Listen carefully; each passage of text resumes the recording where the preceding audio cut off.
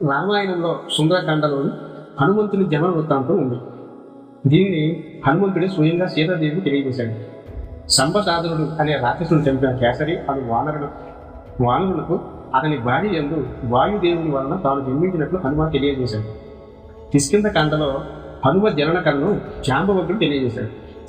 కుంజికాస్థల అను అక్షర శాపం వలన వాంగశ్రీ అయి కుంజరుడు అనే వానరుకు కుమార్తెగా జన్మించి కామరూపధారిణి అయి కేసరి అను కపికాంతులకి భార్య అయి ఒకనాడు మానవ స్త్రీ రూపమున సంచరించుతుండగా కొండగాలికి ఆమె కట్టిన వస్త్రం తొలగిపోగా ప్రకాశించిన ఆమె సౌందర్యములకు వాయుదేవుడు ఆకర్షితుడై ఆమెను కౌగిలించుకున్నాడు.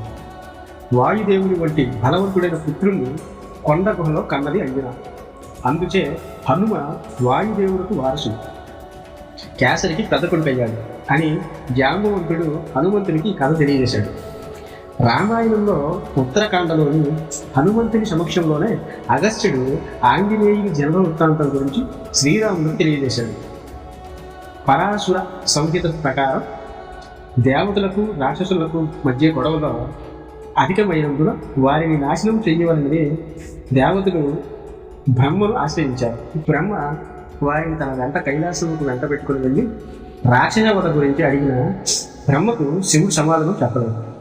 అప్పుడు వారు శరణాగత రక్షకుడైన నారాయణుడి వద్దకు రాగా అప్పుడు నారాయణుడు దేవతల యొక్క తన యొక్క తేజస్సును సంగ్రహించి దానిని ఒక ముద్దగా చేసి శంకరునికి ఇవ్వగా శంకరుడు ఆ ముద్దను మింగాడు.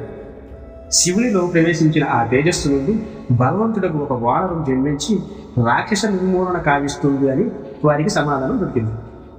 కొంతకాలానికి శివుడు సతీ సమేతుడై శ్రీ వెంకటాచలముకు చేరి అచట విహరిస్తూ ఉండగా రతిక్రీడ చూసలుకుతున్న కోతి జంట ఒకటి వారికి ఆ కొండపై కనిపించింది. ఆ దృశ్యాన్ని చూసి పార్వతి సిగ్గుపడగా శివుడు అది గమనించి శివపార్వతులిద్దరూ వానర రూపంలోకి మారి మిథున క్రీడను జరుపుకున్నారు. 1000 సంవత్సరములు ఆ విధంగా వారు రతిక్రీడ జరిపారు. శ్రీ విష్ణువు ద్వారా తనలో చేరిన దివ్య తేజస్సును శివుడు పార్వతి గర్భంలో ప్రవేశపెట్టి రతి విరమించాడు. శివ తేజమును పార్వతి భరించలేక దానిని అగ్నిలో ఉంచింది.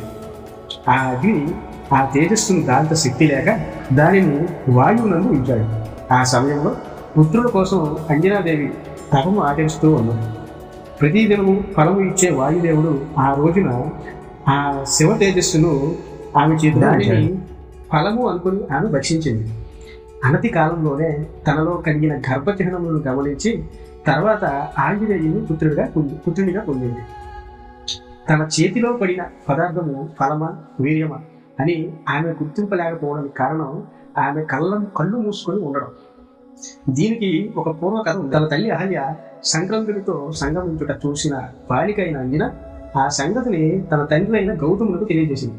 దీనికి అహల్య ఆగ్రహించి ఆడుదానివై ఉండి కూడా మరో ఆడదాని గుట్టు కాపాడినందున నీవు మర్కట రూపుడు పుత్రుని పొందుదువుగాక అని అంజనకు శాపం ఇచ్చింది. అందుకు అంజన కన్నులు తెరిచినచో ఏ పురుషునైనా ఆకర్షణగా చూస్తాను, కాబట్టి నేను ఇప్పటి నుంచి బ్రహ్మచర్య దీక్షను నా జీవితాంతం బుద్ధిదాని వలె నా నేత్రములను మూసుకొని సంతరిస్తాను అని చెప్పి కళ్ళకు గంతలు కట్టుకుంది. అందుకే తన చేతిలో ఉన్నది ఫలమో వీర్యమో గుర్తించలేకపోయింది. బ్రహ్మ వలన రావణుడు వరములను పొందుతూ తనకు మృత్యు ఎవరి గుండు ప్రాప్తించకుండా చెబుతూ నరులు వానరులను వదిలేశాడు. నిత్య శివపూజ తత్పరుడు రావణుడిని వధించటంలో విష్ణువు శివుని సహాయం కోరాడు.